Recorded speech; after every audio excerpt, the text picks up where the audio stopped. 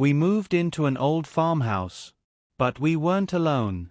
The gravel crunched under the tires of the moving truck as it rolled to a stop in front of the farmhouse. Afternoon sun filtered through a tangle of clouds, casting the land in a dim, sepia hue. The place stood at the end of a long, winding road, flanked by fields gone wild with time and disrepair. White paint peeled from the siding like curling parchment. Shutters hung askew. The front porch sagged slightly in the middle, its railing crooked like a smile with missing teeth. Still, something about it felt right. Or maybe we just wanted it to feel that way. "This is it," Nathan said, trying to sound upbeat as he killed the engine. He gave me a quick look and a half-smile, though the tension in his jaw betrayed his unease. "Our forever home." I swallowed, nodding. "Yeah, home." From the back seat, Maddie groaned as she pulled her earbuds out. "It smells like cow farts and wet leaves," she muttered.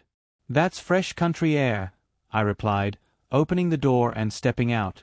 The wind was cool, carrying the earthy scent of mud and moss and something faintly metallic. Rain had fallen recently, and the yard was a patchwork of puddles and fallen branches. We had left Chicago behind for this, the crime, the concrete, the noise, in exchange for open skies and quiet nights. It was supposed to be a new start after everything. After the miscarriage. After the shouting. After the silent dinners. Nathan came around the truck and wrapped an arm around my shoulders, pulling me close.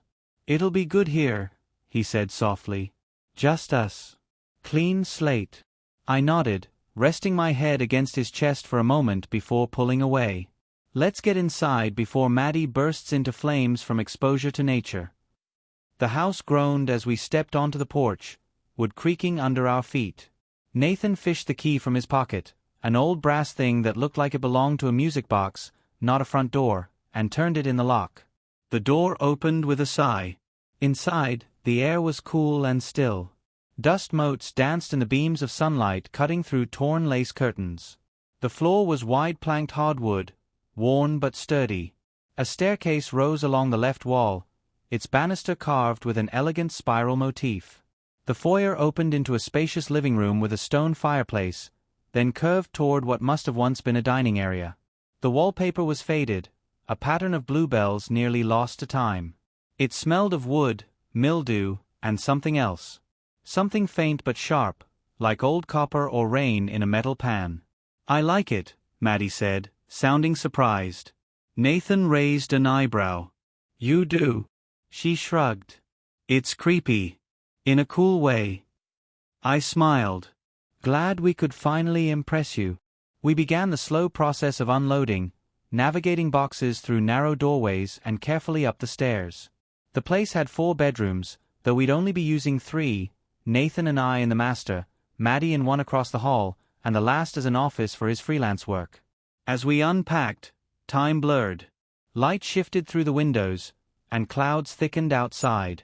By the time we finished, the sun had sunk low, painting the sky in streaks of blood orange and purple. Crickets had begun their nightly chorus. "Pizza?" Nathan asked, dusting his hands.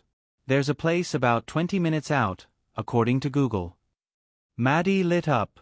"Yes, please. I vote stuffed crust." "You always vote stuffed crust," I said, ruffling her hair. She ducked away with a grin. "Because it's elite." Nathan kissed my cheek. "Back in a bit. Lock up behind me." I nodded, and he was gone, the truck rumbling off down the gravel road. As the sound faded, the house seemed to inhale, or maybe I just became aware of how quiet it truly was. No traffic. No sirens.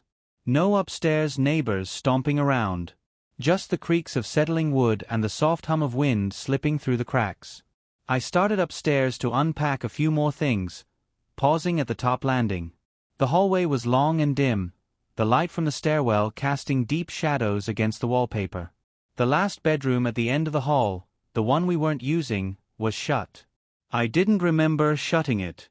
I stood there a moment, uncertain, then walked slowly to the door and placed my hand on the knob. It was cold. Much colder than the surrounding air.